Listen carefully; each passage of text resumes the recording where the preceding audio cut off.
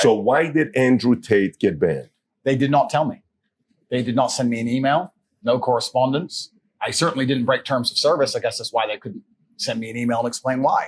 Nobody told me, whether it was YouTube that banned me or Meta that banned me. They banned me instantly and forever without any kind of correspondence. They've not told me why. They've not told anyone what I did. Are you, having your legal team trying to find out why they did that, or you're not taking any action right now? I do have a lot of things happening behind the scenes. However, and perhaps I'm becoming optimistic in my old age, but I believe that in due course, the social media companies will realize the mistake they made.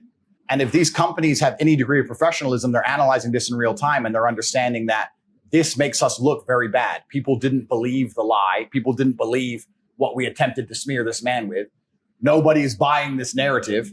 And this is going to have a negative effect on us for a very, very long time. Because when you're in charge of the world, which they are, as soon as you're no longer seen as just and fair, you're seen as tyrannical. And once you're seen as tyrannical, then there's going to be some kind of mass movement against you. So if I was a social media executive, I would sit and I would analyze the data and I would say, listen, guys, we will have a monopoly. We want to retain our monopoly. Let's be smart here. Being known as tyrannical amongst the public consciousness across the entire planet is going to make it very difficult for us to hold our monopoly for a longer period of time, as opposed to being seen to be fair. Even if we're biased, we must be seen as fair. Sure. As soon as we're seen as tyrannical, that's when the revolution. Look at Ceausescu. As soon as you're a tyrant, that's when everyone hits the streets. Yep. So I think that if they have any kind of serious data monitoring and if they have any kind of serious business professionalism, they are now talking in dark rooms, understanding that this has played out very badly for them.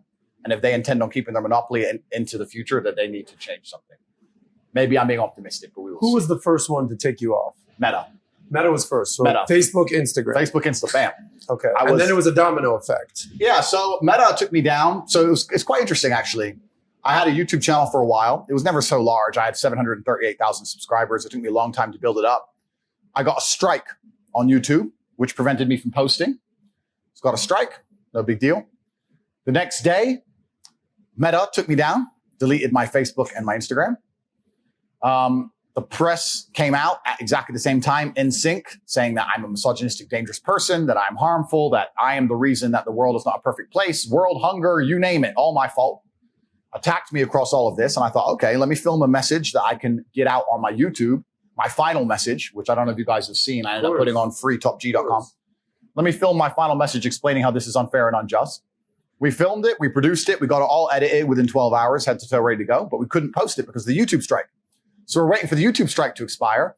A few hours before the YouTube strike expires, guess what happens? They banned me from YouTube. Then they banned me from Discord. Then they banned me from Airbnb. They banned me from Stripe. I can't even remember. Airbnb? It was just emails coming in faster than you could believe. Banned. So it wasn't just the socials. Oh, no. The Matrix presses a button, my friend. Yeah. And every app on your phone stops working. Uber. You name it. Uber. Stop. You name it. Wait, you can't use Uber? Well, I can use Uber. You just start a new account, right? But yeah. Oh, sorry, Uber. Catch me. But your main account on Uber was taken. They take everything from you. Everything. Coordinated effort all at once. Coordinated effort all at once. Every single one of them just goes, no. Delete. And they come at you and they come at you with everything. And Stripe. Banks. Payment processing. Oh, and banks. UK-based banks as well. High Street, banks.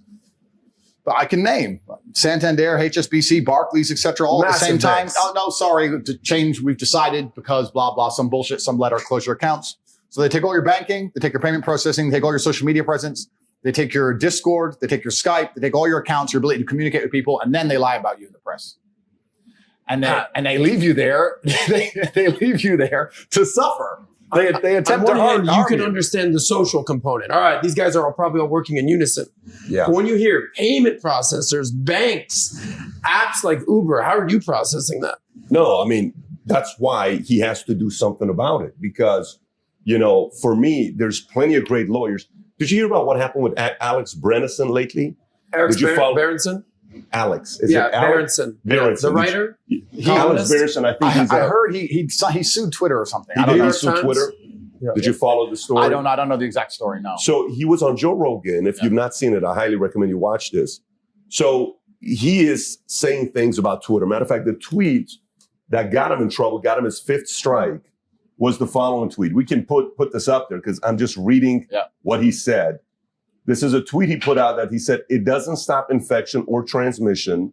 Don't think of it as a vaccine. Think of it as, at best, a therapeutic with a limited window of efficacy and terrible side effects profile that must be dosed in advance of illness, and we want to mandate it. Insanity." That's his tweet.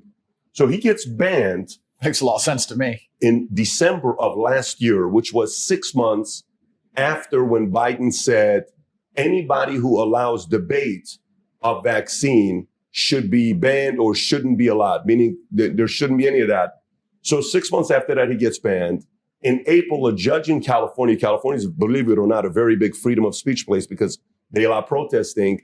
A judge that was appointed by Bill Clinton comes in and says, "I'm allowing this to go through," because typically Section 230 that is in place in 1998 was to protect social media sites and many of these online sites that if you offend your ex-wife or if you offend your brother, it has nothing to do with Facebook. So they kind of protected themselves.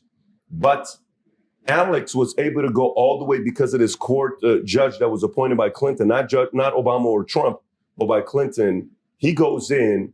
Eventually, he says, you get to have 2 people from Twitter to come to court to defend themselves. So he could have gone to Jack Dorsey. Long story short, they finally lifted it.